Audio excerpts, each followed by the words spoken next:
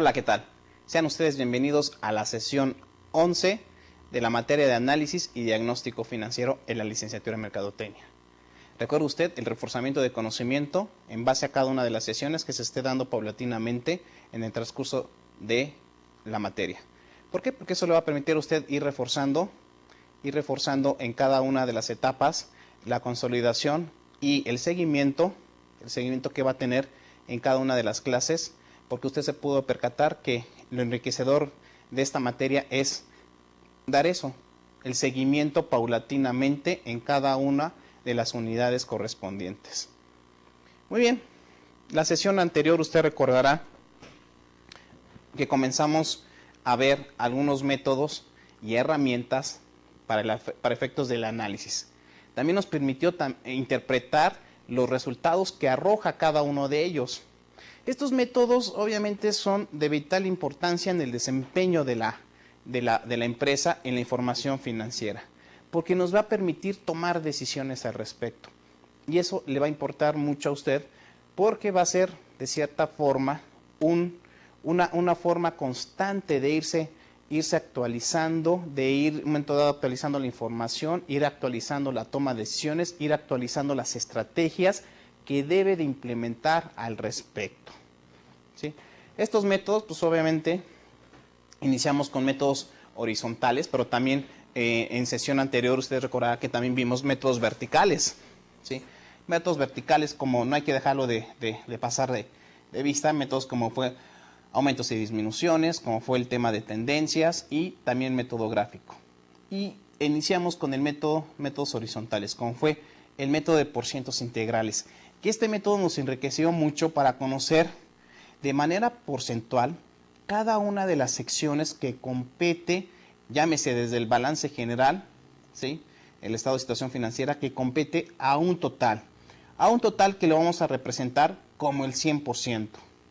Y en base a ese total va a emanar, obviamente, cada una de las secciones de manera porcentual en manera disminuida. ¿Qué tanto representa el activo circulante del activo total? ¿Qué tanto representa el activo fijo y también el activo diferido? Por un lado tenemos el tema de los derechos. Ahora bien, no dejemos a un lado el tema de las obligaciones, el tema de las deudas. ¿Qué tanto está representando el endeudamiento de la empresa en manera porcentual? Enhorabuena, porque eso nos va a permitir tener un foco al respecto de señalamiento.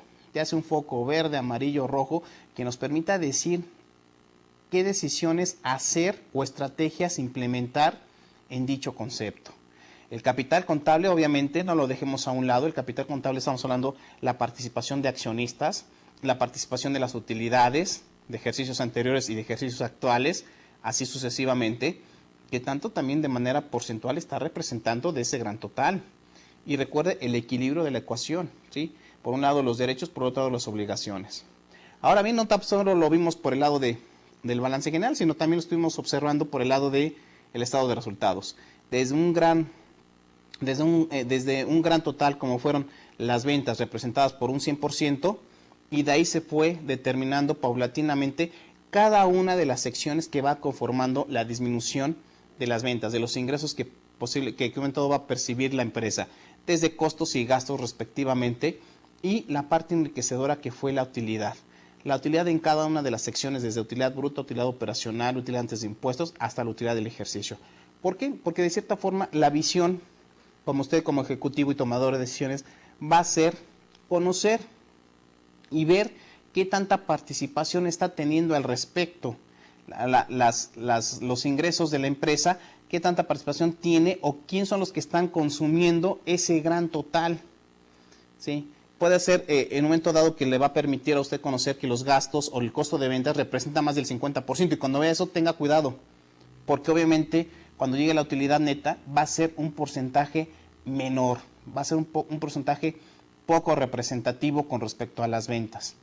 Fíjese usted cómo se va dando la interacción en cada uno de los estados financieros y cómo también se va dando la interacción con otras sesiones, porque también nos permitió conocer, ver encabezados, ver el cuerpo de un balance, ver un sinfín de situaciones que podemos ir asilvanando paulatinamente en cada una de ellas.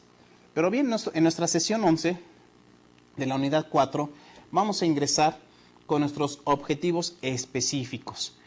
Al final de la sesión, ¿qué es lo que vamos a aprender? Bueno, en primera instancia, habrá aprendido el análisis de la solvencia. También, antes de entrar con cada una de estas sesiones, recuerde que la sesión anterior cerramos con el siguiente método horizontal, que es el de razones financieras. Razones financieras que indica un tanto los indicadores. Ahorita voy a leer los objetivos y vamos a entrar con un tema de razones para ir entendiendo cada una de las etapas, porque las razones las vamos a dividir, como bien lo estamos comentando, dentro de los objetivos. Hoy vamos a ver, obviamente, 3 tipos de evaluación de razones. En primera instancia, habrá aprendido el análisis de la solvencia por medio de razones financieras. Nuestro segundo objetivo específico de esta sesión será capaz de utilizar el análisis de la estabilidad por medio de razones financieras. Y por último, habrá aprendido el análisis de la productividad por medio de razones financieras. Van a ser los 3 bloques para que usted, para que usted pueda aprender y pueda interpretar los indicadores de una manera conceptual. Me interesa mucho que usted aprenda la parte conceptual para que cuando entremos a caso integrador, caso práctico, pues sea un tanto más digerible el tema del indicador junto con la representación e interpretación y juicio y conclusiones. Eso le va a enriquecer mucho el concepto. Y si bien le parece, vamos a entrar al tema de razones de solvencia. Antes de entrar a razones de solvencia, quiero hacer un recordatorio con ustedes, que cuando hablábamos de razones financieras, ¿sí?, hablábamos en primera instancia como un método, ¿sí?, método horizontal. Un método horizontal. En razones financieras nos íbamos a percatar de algo muy enriquecedor. ¿En qué sentido? En que vamos a darnos cuenta que son indicadores. Indicadores que miden el desempeño ¿de quién?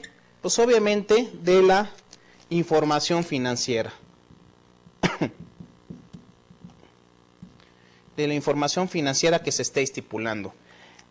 En base a esos indicadores va a venir la parte que nos va a ayudar mucho, ¿verdad? Va a venir el tema de la toma de decisión. Y en base a la toma de decisión, pues va a emanar 2 tipos de estrategias. Una, continuar porque conocemos o determinamos que vamos en un buen rumbo. Y en la segunda es reestructurar estrategias. ¿Sí?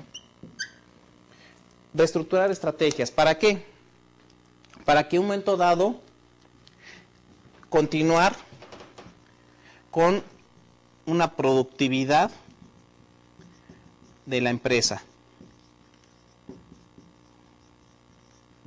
¿Sí? Fíjese usted cómo en este ciclo se va dando una interacción acerca del rumbo de este método mejor conocido como razón financiera. ¿Cómo pues, se puede dar desde un indicador, ¿sí? Un indicador que va a salir en base a qué? Usted recordará que hacíamos en base a una división, ¿sí? La razón financiera se va a determinar en base a una división, ¿sí? Una división, obviamente, entre rubros,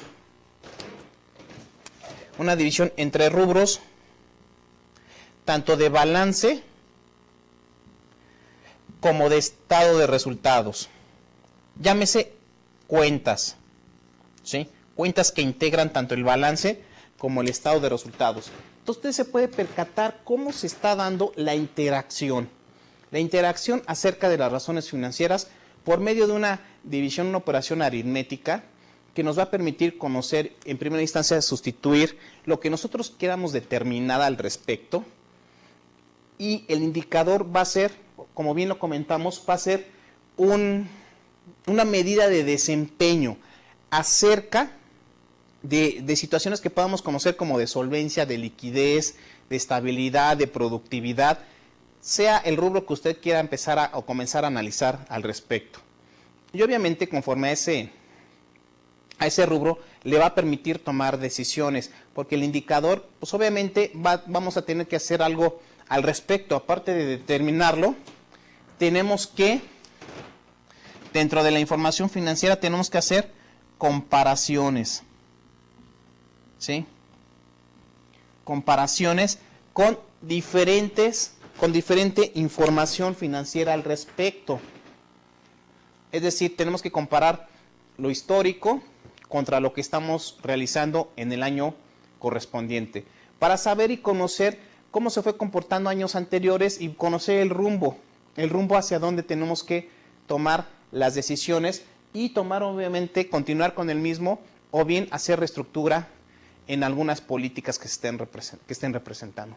Las razones financieras pues van a tener, obviamente, este particular desempeño, esta particularidad, para que usted pueda conocer y evaluar cada una de las etapas correspondientes.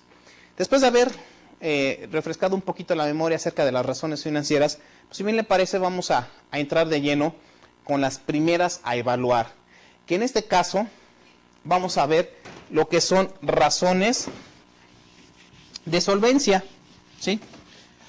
¿Qué van a ser estas razones de solvencia que nos van a ayudar mucho para efectos de continuar en nuestro proceso de toma de decisión? Dice, las razones de solvencia, dice, son indicadores que permiten evaluar la condición financiera de la empresa. Consiste en analizar si ésta tiene la capacidad de cumplir los compromisos contraídos por y para sus operaciones, tanto en el corto como en el largo plazo. Aquí estamos haciendo una conjugación muy interesante, porque comúnmente, cuando vemos el tema de corto plazo, nos estamos abocando mucho al tema de liquidez, ¿sí? Y cuando hablamos de solvencia nos abocamos al tema de largo plazo. En la mayoría de las ocasiones siempre conjugamos en una sola ambos análisis, tanto de corto como de largo plazo. ¿Por qué? Porque no tan solo nos tenemos que limitar a ciertas circunstancias que está sucediendo en la organización, sino que tenemos que tener una visión, un criterio mucho más amplio al respecto de lo que está pasando tanto de corto como de largo plazo. Porque si tan solo nos empezamos a visionar a corto plazo, descuidamos la parte de largo plazo y puede ser, como en todo ahí, nos puede impactar en decisiones o puede impactar en números negativos al respecto. Puede ser que el capital de trabajo lo tengamos muy arraigado a la empresa, pero las decisiones de largo plazo, que implica también un impacto dentro del entorno de la misma, pues obviamente no nos pueda favorecer en ese sentido. Recuerda el tema de los factores del entorno. Cuando hablamos de factores hablamos de circunstancias. Cuando hablamos del entorno hablamos tanto de manera interna como externa. No hay que dejarlas a un lado. Tenemos que saber congeniar con ambos escenarios. Y estos ambos escenarios, pues obviamente va a ser para el beneficio de la empresa, para las decisiones de expansión que pueda tener en cada una de las etapas correspondientes. Y si bien le parece, vamos a ver la primera razón que nos compete en el aspecto de razones de solvencia. La primera razón nos dice lo siguiente, y lo vamos a ver también en el pizarrón para poder determinar. Nos dice activo circulante dentro de la solvencia, ¿sí? Nos dice lo siguiente: activo circulante entre pasivo a corto plazo. Entre pasivo a corto plazo, ¿sí? ¿Qué es lo que estamos aquí analizando? Miren, estamos analizando, primero tenemos que enfocarnos acerca de qué cuentas están participando en este momento. Y si usted se puede dar cuenta, estamos abocándonos al tema de corto plazo, tanto de derechos como de obligaciones, ¿sí? Es de vital importancia, porque es lo que en un momento dado nosotros vamos a estar o vamos a tener de manera inmediata en la toma de decisiones, qué es lo que vamos a realizar conforme a nuestros derechos y las obligaciones. Y qué mejor evaluar tanto el activo como el pasivo a corto plazo. ¿Por qué? Porque eso nos va a determinar la solvencia del circulante, ¿sí? La solvencia circulante. Yo le podría decir también la solvencia inmediata. Muchas veces el tema de solvencia lo conocemos como saber si podemos cubrir las deudas. Y de hecho lo utilizamos mucho en nuestro término coloquial y comúnmente realizado en la vida cotidiana de cada uno de nosotros. Siempre decimos, ¿qué tan solvente estás en este momento? ¿Tienes solvencia para poder comprar lo que tú quieres realizar? ¿Tienes la solvencia de emprender un negocio? ¿Sí? Y cuando estamos hablando de solvencia, siempre decimos, es como decir, ¿tienes dinero para poder cubrir? Es lo mismo, ¿sí? Cuando hablamos de solvencia estamos hablando del dinero que podemos tener para poder cubrir esas deudas o esos compromisos que nos están aquejando en ese momento. Es por ello que llevamos la parte de obligaciones y la parte de derechos. La pregunta, ¿tienes la capacidad o el dinero suficiente para poder cubrir las obligaciones que ya contraíste a corto plazo? ¿Sí? Porque por un lado tenemos la parte de derechos. En el numerador, recordemos esta parte para que cuando entremos a nuestro caso práctico lo identifiquemos. Esta es la parte del numerador, ¿sí? Y esta es la parte del denominador. Numerador y denominador, ¿verdad? Entonces, si usted se da cuenta, en la parte del numerador tenemos los derechos, ¿sí? Tenemos los derechos. Y por el otro lado tenemos las obligaciones. ¿Sale? Derechos y obligaciones. Una razón financiera, esto es común o en la mayoría de las razones financieras, siempre se va a leer de denominador, ¿sí?, a numerador. Es decir, vamos a leer o se va a interpretar, si lo queremos ver desde este punto de vista, de el denominador hacia el numerador. En este caso del pasivo a corto plazo versus el activo circulante, ¿sí? Ahorita vamos a entrar un poquito más a la interpretación, que es lo que todo nos está mencionando en la misma. Dice, parte de la base de que las deudas a corto plazo están garantizadas con los valores del activo circulante.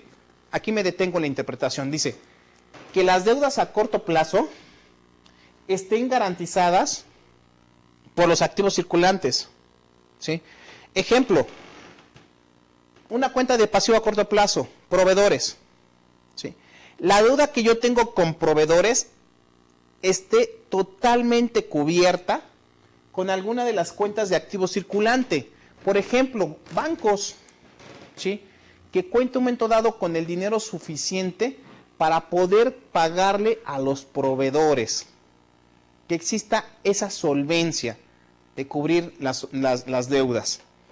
Dice lo siguiente, que constituye los bienes disponibles con los que se cubrirán las deudas próximas a vencer. Visto desde otro punto de vista, el pasivo circulante es el resultado del financiamiento del activo circulante.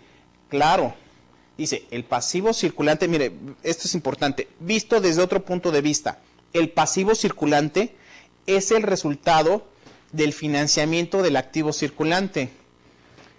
Es obvio, si estamos tomando en cuenta el tema de proveedores, es un tema de financiamiento. Yo me estoy financiando de los proveedores para no desembolsar de manera inmediata el dinero, ¿sí? Es por ello que dice lo siguiente, lo voy a repetir, visto desde otro punto de vista, el pasivo circulante, ¿sí?, el pasivo circulante, los proveedores, es el resultado del financiamiento del activo circulante. ¿Dónde me estoy financiando? En el mismo momento que yo no estoy erogando dinero de mi cuenta de bancos, ¿sí? Pero cuidado, no quiere decir que nunca lo voy a erogar. Sí lo voy a erogar, pero cumpliendo la política que me está brindando mis proveedores. Y obviamente que yo tenga esa capacidad en bancos para poder hacerle frente en el determinado tiempo y pagar. ¿Sí? Es por ello que dice, ¿qué tan solvente eres de manera inmediata? ¿Qué tanto puedes cubrir las obligaciones que tienes? ¿Sí? Y repito, las razones se van a leer de denominador a numerador para poder determinar el indicador correspondiente. Ahora bien, como bien vimos la razón de solvencia circulante, vamos a ver solvencia inmediata. Esta razón es muy enriquecedora. Le voy a decir por qué. Porque mantiene una gran diferencia con la anterior. Aquí, ¿qué dice? Activo circulante menos inventarios que divide al pasivo a corto plazo. ¿Sí? Aquí que vamos a conocer también la solvencia inmediata. ¿Sí? ¿Por qué la solvencia inmediata? Mire, inmediata. Le voy a decir por qué.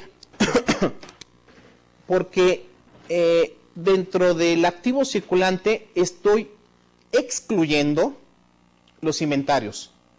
¿Y por qué los excluyo? Porque los inventarios, no es que los inventarios no sean parte del activo circulante. Sí, claro, son parte del mismo. Pero ¿por qué los estoy excluyendo? Porque el inventario me representa dinero que está detenido. ¿Sí? Que no tiene movimiento, por decirlo en esta forma. ¿Por qué? Porque usted solicita materia prima a su proveedor, ¿sí? Lo puede inventariar. Si usted ya conoce bien los tiempos de producción, sin mayor problema, le puede dar el movimiento para producirlo. Pero aquí hay algo muy importante. En la mayoría de las empresas llegan a tener un stock en el sentido de tener un resguardo conforme a los compromisos que puedan aquejarse en un futuro. Ese stock obviamente no sabe en qué momento pueda salir y qué tanto puedan tener para cubrir bajo las eventualidades que pueda tener con sus clientes. Entonces, ¿qué es lo que sucede en esta razón? Excluyo los inventarios como una parte de dinero parado, ¿sí? De dinero detenido, y tan solo muestro las partidas de activo circulante que le puedo dar bastante movilidad, como es caja que tengo dinero en efectivo, ¿no? Ahí en mi caja chica. Como tengo bancos en mis cuentas de cheques. Como puedo tener clientes, que yo sé que en un determinado tiempo los clientes me van a tener que pagar por el crédito que brindé. Y así sucesivamente, al igual que los deudores diversos. Entonces, lo único que estoy realizando es la exclusión de los inventarios que me pueden mermar un tanto la posibilidad de convertir en líquido el dinero. Y por ello es que le menciono que es una solvencia inmediata, ¿sí? Estoy hablando de prontitud. La interpretación nos dice lo siguiente: es una prueba muy rigurosa, claro, es muy estricta, o sea, porque quitar los inventarios, y más cuando una empresa puede hacer que los inventarios forman parte de su naturaleza, parte estratégica, pues al quitar los inventarios, pues obviamente causa un tanto la situación en ese sentido. Por eso es que es muy rigurosa, por considerar la liquidez de la empresa mediante la utilización de valores fácilmente realizables. Acuérdese el tema de exigibilidad y disponibilidad, ¿sí? En el tema de activos estamos hablando del tema de la disponibilidad. Valores que pueda yo disponer de manera efectiva y manera inmediata.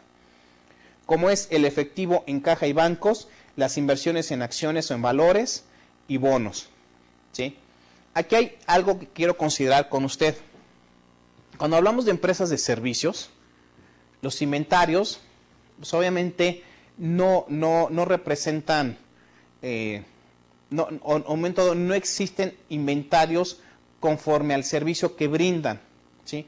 Supongamos una empresa o un despacho de consultoría o de consultoría contable, financiera o fiscal, lo que usted guste brindar consultoría. Lo que realmente necesita el despacho, obviamente, en inventario, pues usted estará de acuerdo conmigo, pero no tiene absolutamente nada que inventariar, porque el servicio que está haciendo es exclusivamente de la gente que está colaborando con ellos y que en un momento dado tiene la llegación con el cliente. Cosa contraria si fuera una empresa industrial, una empresa que va a fabricar zapatos, por poner un ejemplo, pues sí tengo que tener inventario en materia prima, en piel, inventario en la suela, inventario en agujetas, inventario en hilo, etcétera. Ahí sí poseo inventario. Cuando hablamos de empresas de servicio, el único inventario que existe es el que se hace en el consumo personal de la empresa, como puede ser papelería, accesorios, etcétera. Pero sin embargo, el inventario que juega en ese momento no es parte de su proceso productivo, porque no existe un proceso, porque está brindando un servicio, ¿sí? Entonces, con este tema de solvencia inmediata, pues obviamente permite conocer la liquidez pronta que pueda tener la empresa. Y también vamos a ver lo que es la solvencia total. Mire usted, la solvencia total nos va a decir lo siguiente. Va a ser el activo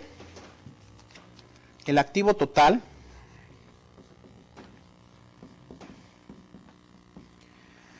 entre el pasivo total. ¿Sí?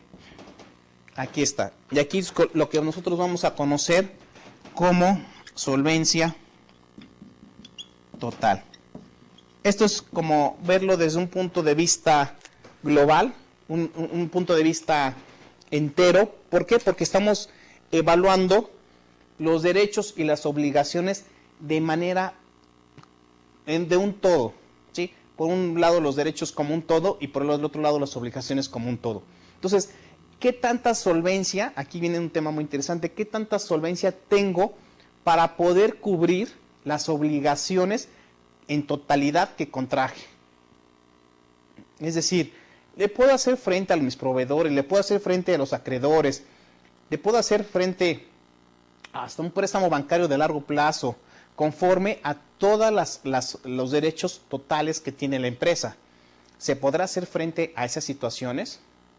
Esa va a ser la solución a la razón financiera que acabo de mencionar. Y nos dice lo siguiente: indica el respaldo que posee la empresa frente a sus pasivos y frecuentemente se le llama apalancamiento. Recuerde usted, el tema de apalancamiento es podernos tomar de alguna circunstancia para lograr un objetivo. Nos estamos como que tomando una palanca, por eso dice apalancamiento, nos estamos apalancando para conseguir un objetivo a corto, mediano o largo plazo. Eso obviamente le va a dar un beneficio a la empresa en el sentido de poder saber qué tanto me estoy financiando. Recuerde que el tema de los activos van a estar en función de la financiación que se logre por parte de los pasivos. Entonces, bajo esta circunstancia, obviamente, permite tener la base de cómo están mis derechos contra las deudas de una manera total. Entonces, aquí el indicador es muy importante porque lo más sano es tener consigo pues más derechos que deudas, ¿verdad? Y no lo contrario, porque si no sucedería que los terceros, es decir, las personas de financiamiento, pues tendrían una gran injerencia dentro de la misma empresa. Y no, tenemos que buscar el punto contrario, el punto que nos permita poder mínimo equilibrar a la par, pero si podemos tener un poco más arriba de derechos sobre obligaciones, enhorabuena. ¿Okay? La solvencia, obviamente, usted se puede percatar en estas tres razones financieras. Mire, la solvencia nos está permitiendo conocer tanto la parte de solvencia circulante. Voy a borrar esta para que no se malinterprete con la que un momento menciono a continuación. La parte circulante, es decir, la parte de corto plazo. Posteriormente viene la solvencia inmediata, ¿sí? Poder cubrirlo de manera fortuita. Y la solvencia total. Solvencia, ¿qué tanta capacidad tienes para cubrir tus deudas conforme a lo que tú tienes en tu bolsillo? ¿Sí? Llámese la parte que tiene consigo misma la empresa. Ahora bien, la siguiente etapa para conocer razones financieras van a ser las razones de estabilidad, ¿sí? Las razones las cuales que nos van a permitir mantenernos, cabe la redundancia, estables dentro de la empresa. Estas razones de estabilidad vamos a hacerlas mención aquí, ¿sí? ¿Sí? Estas razones de estabilidad vamos a hacer mención en primera instancia. Bueno, vamos a definir el concepto. Dice, indica cómo está operando la empresa desde el punto de vista de las inversiones que se hacen en ella. Es decir, si no está quedando descapitalizada la empresa o por si el contrario tiene demasiados activos, ¿sí? Hay dos aspectos para poder invertir o para poder conocer la parte de inversión de la empresa. Por un lado, las inversiones que se hacen en activo fijo, ¿sí? Esas son inversiones particulares. Y la siguiente es la parte que realizan los mismos accionistas, ¿sí? Como inversión en la misma. Y aquí vamos a ver nuestra primera razón que nos dice el estudio de capital, que nos va a decir lo siguiente: pasivo total. ¿Sí es pasivo? Sí, pasivo total. Entre capital contable. ¿Qué es lo que estamos aquí evaluando? Es algo muy interesante. Estamos evaluando la parte de obligaciones, ¿sí? La parte de obligaciones y queremos conocer o bien saber qué tanta injerencia tiene el capital contable con respecto al pasivo total, ¿sí? Porque ahí es donde va a dar el origen, obviamente, esto va a dar origen del capital, ¿sí? Origen del capital, conforme a lo que está haciendo aportaciones con accionistas versus con lo que está realizándose en deuda total. Quiero conocer, y de hecho nos hace la interpretación, nos dice lo siguiente: compara el riesgo total de los acreedores. ¿Por qué hay un riesgo? Porque aquí estamos evaluando la parte interna, que es capital contable, es decir, los accionistas, contra la parte externa, que vienen siendo las deudas. Por eso dice, compara el riesgo total de los acreedores, es decir, obligaciones de la empresa, con el riesgo de los accionistas. En general, los pasivos deben ser menores que el capital. Eso es de llamar la atención. En general, los pasivos deben de ser menores que el capital, porque si es a la inversa, quiere decir que los pasivos nos están comiendo, ¿sí? Las deudas nos están comiendo. Y obviamente la gente que nos prestó tiene un gran posicionamiento sobre nuestra empresa. Debe de ser la contraria. Los pasivos deben de estar por abajo de lo que corresponde al capital contable de la misma empresa. Entonces recuerde siempre una lectura de razón financiera de denominador a numerador, ¿sí? Recuerde, numerador, parte superior de la línea divisora, y denominador, ¿sí? Numerador, denominador. Entonces se va a leer cuando estemos interpretando el indicador correspondiente. ¿Qué otra razón de estabilidad existe? Muy bien, tenemos una más que nos dice lo siguiente: pasivo a corto plazo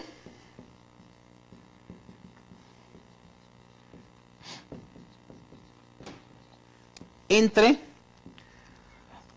el capital contable, ¿sí? Pasivo a corto plazo con el capital. Y también esto nos va a dar origen del capital. El origen ahora va a ser, obviamente, considerando las deudas de corto plazo, ¿verdad? Aquí está. Pasivo a corto plazo. ¿Qué es lo que estamos evaluando aquí? Bueno, pues es muy interesante conocerlo. La parte, obviamente, de los accionistas contra las deudas a corto plazo, deudas como proveedores, préstamos bancarios a corto plazo, ¿sí?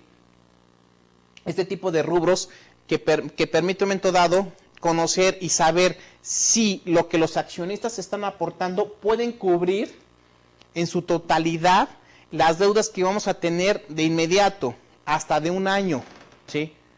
Entonces, sí nos permite dar un campo o una visión acerca de lo que está sucediendo paulatinamente en cada uno de los rubros que suceden de corto plazo. Es por ello que nos dice la interpretación: Se contrasta los fondos que los acreedores arriesgan en ese momento con la inversión de los accionistas, ¿sí? Es decir, ¿qué tanta injerencia tienen los acreedores contra los inversionistas? Una proporción mayor al 66% es de llamar la atención. ¿Por qué? Porque nos está diciendo que el 66% lo estamos teniendo como deuda a corto plazo, ¿sí? Entonces, los accionistas no tienen gran injerencia sobre esa deuda. Al contrario, la deuda tiene injerencia sobre la empresa. Es por ello que llama mucho la atención porque está por arriba del 50%, y eso es de alarmarse. Es por ello que tiene que tener cautela en el aspecto de contraer deuda. Tenga mucho cuidado en el aspecto de contraer deuda. No vaya a sorprenderse en el momento de que los terceros estén tomando las riendas acerca del negocio, ¿sí? Ahora bien, tenemos otra razón financiera dentro de la estabilidad que nos dice lo siguiente. Dice que es pasivo a largo plazo,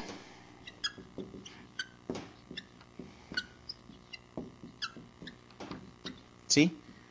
Que divide al capital contable.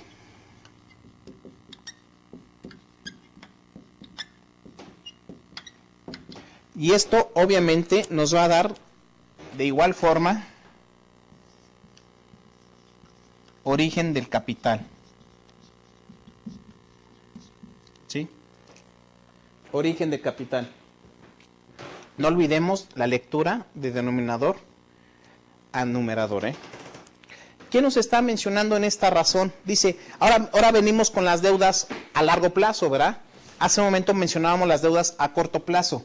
Ahora estaremos mencionando las deudas a largo plazo, que también, como bien le comenté con antelación, no por el simple hecho, porque muchas veces se llega a interpretar a las empresas, bueno, es una deuda que la voy a pagar a 5, 6, 7, 10 años. No me preocupa, porque la voy a voy a pagar, a un tiempo largo.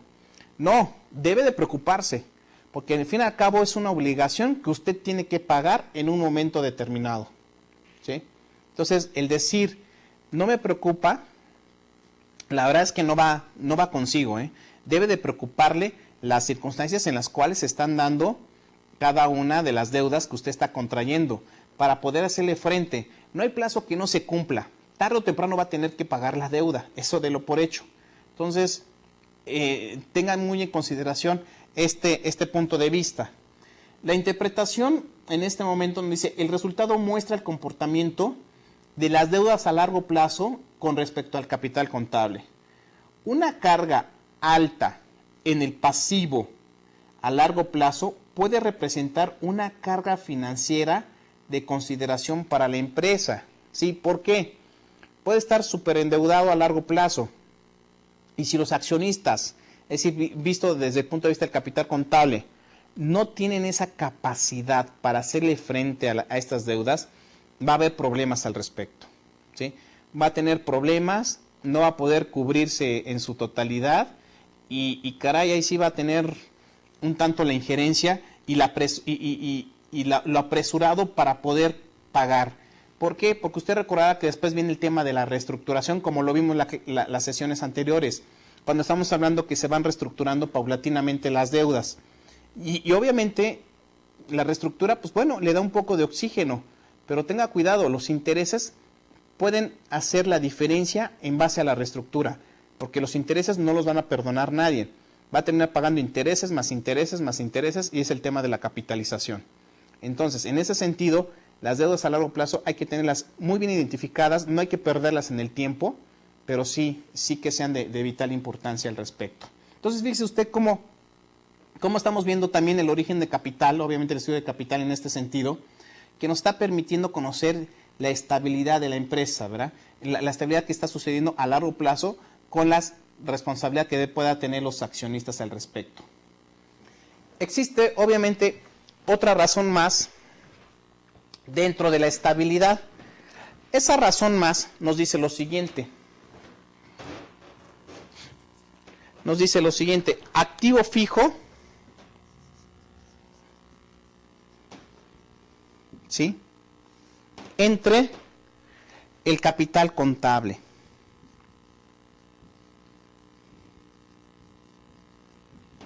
No se le olvide la lectura que vamos a tener de interpretación de denominador a numerador, ¿verdad? Esto nos va a dar, obviamente, como resultado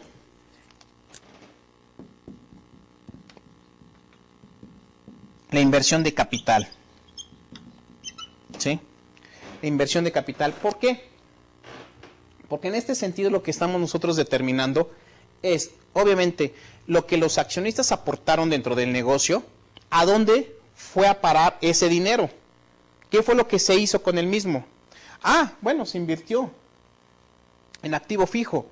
Activo fijo, llámese compra de maquinaria, desde un edificio, desde un terreno, equipo de cómputo, mobiliario, un sinfín de situaciones que ya hemos comentado acerca del activo fijo, ¿sí? Entonces vamos a tener una gran comparación de lo que todos los accionistas aportaron para efectos de la inicialización del negocio, en donde fue a dar esa inversión, pues exclusivamente dentro del activo fijo. Por ello nos dice lo siguiente: si se observa con detenimiento, dentro de la interpretación estoy mencionando, se encuentra lógica la íntima relación que guardan los bienes estables con el capital propio, ¿sí? Los bienes estables, llámese el activo fijo, contra el capital propio, el capital contable, que es una inversión permanente. Y esta razón a su vez como préstamos a largo plazo, es decir, capital ajeno, que normalmente sirven para la adquisición de nuevos activos. Entonces, por un lado tenemos el capital interno, ¿verdad? O sea, con el que están haciendo aportación, y se puede dar también la razón en el sentido de conseguir dinero ajeno para poder comprar los activos correspondientes, activos fijos.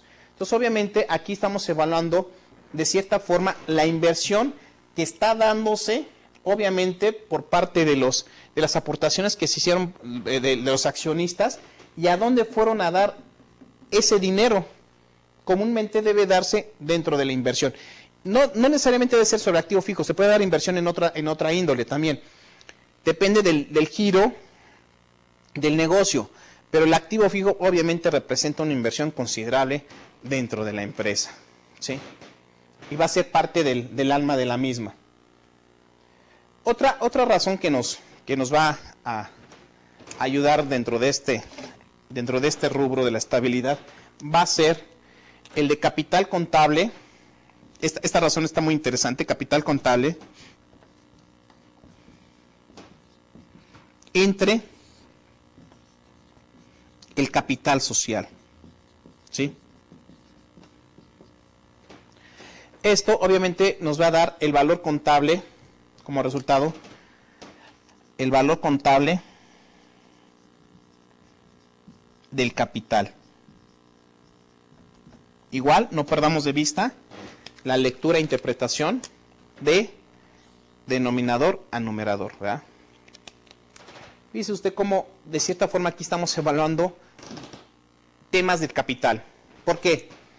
Porque dentro del capital contable va a existir el capital social. El capital contable, usted recordará que estamos hablando del capital social, utilidades del ejercicio anteriores, utilidades del ejercicio, reserva legal, exceso o insuficiencia, etcétera. Estamos hablando de toda la integración del capital contable. Y el capital social, estamos hablando exclusivamente la aportación que realizaron los socios, que comúnmente representan la mayoría del capital contable, ¿sí? Entonces aquí que estamos hablando de un todo contra una parte del todo, ¿sí? El todo, llámese el capital contable, y una parte el capital social. En su interpretación nos dice, son valores provenientes de conceptos similares que varían a través del tiempo y como resultado de las operaciones realizadas por la empresa, determinándose el rendimiento obtenido aprovechado por la compañía, el reflejo de los errores de la administración. Claro, porque no sabemos en un momento dado dónde se están destinando las inversiones correspondientes. Si en algún momento dado necesitamos más aportaciones de los accionistas, obviamente el dinero que vayan a estar reflejando dentro del capital social va a tener un costo. Eso recuérdelo. El dinero va a tener un costo. tenemos que darle alguna utilidad acerca de las inversiones, acerca de las aportaciones que se han dado. De no ser así, pues obviamente va a haber problemas al respecto, ¿sí?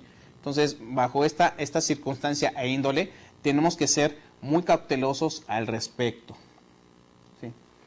Posteriormente vienen razones de productividad. Dentro de las razones de productividad, mire, vamos a definir lo siguiente. Aquí vamos a terminar con la parte de estabilidad de la empresa. Cuando hablamos del tema de la productividad, pues obviamente lo que siempre añoran, ¿verdad? Añoran las empresas, que sean más productivas comúnmente y cotidianamente. Entonces, cuando estamos hablando de la productividad, aquí hablamos de dos razones particularmente, ¿sí? Entre otras que vamos a mencionar, pero aquí en esta diapositiva. Hablamos, por ejemplo, de las ventas netas, ¿sí? Sobre, o que divide al capital contable, y por el otro lado, las ventas netas entre el capital de trabajo.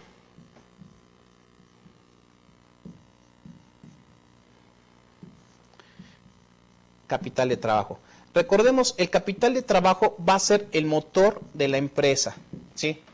El motor, ¿por qué? Porque de cierta forma va a ser la operación día con día conforme a los derechos y obligaciones que tenga consigo la organización. Entonces, cuando estamos hablando de capital de trabajo y capital contable, pues obviamente estamos poniendo a prueba sobre las ventas, ¿verdad? ¿Qué tanto están originando estos dos rubros de capital con las ventas que se están realizando? La interpretación nos dice lo siguiente: para tener una muestra de la productividad en la empresa, es necesario utilizar las ventas en relación con el capital propio, llámese el capital contable, y con el capital en movimiento, ¿sí? El capital que está comúnmente y día a día con la operación de la empresa, que es el capital de trabajo, ya que estas ventas están supeditadas a la potencialidad de dichos capitales. Claro, si existe obviamente un incremento en ventas, estos capitales les aseguro que van a tener una maximización importante dentro de la misma. Cuando hablamos de las razones de productividad, déjeme definirlo, nos dice lo siguiente: indica cómo está aprovechando la empresa los factores que intervienen, mismas que se verán reflejados en dos rubros en los incrementos de ventas y por ende en la utilidad de cada ejercicio. También vamos a ver más acerca de estas razones en el estudio de las ventas. Por un lado vamos a tener las ventas netas, ¿verdad? Las ventas netas que dividen, ¿sí?, al activo fijo, y por el otro lado vamos a tener las ventas netas contra el activo total. Fíjense qué gran importancia está teniendo las ventas, porque está poniendo a prueba cada uno de los conceptos que estamos mencionando en este momento. Aquí, ¿qué está poniendo a prueba las ventas netas? Está poniendo a prueba el activo fijo. Es decir, ¿qué tanto el activo fijo me está apoyando para conseguir ventas? ¿Sí? ¿Qué tanto me está ayudando toda la inversión que hice en activo fijo para conseguir mis ventas? Y por el otro lado, estamos hablando del activo total. Es decir, el activo circulante, el activo diferido y el activo fijo para lograr el indicador conforme a las ventas.